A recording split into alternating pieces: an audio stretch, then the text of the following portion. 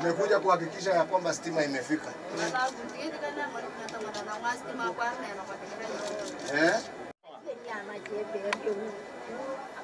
Mama anasema yeye amfahamu, anasikia tu huru anataka kuona nani ndio. Sasa umeniona niko kwako. Asante kabisa. Sema siku ya leo tumekutana. Nashukuru sana kuona uhuru vijana ya Kenyatta. Asante sana. Asante sana. Tumekuja kuhakikisha ya kwamba stima imefika.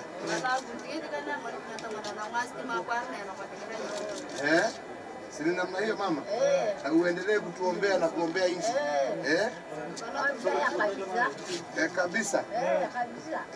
Where have you connected it? Mama tutasimama ndio tuhakikisha.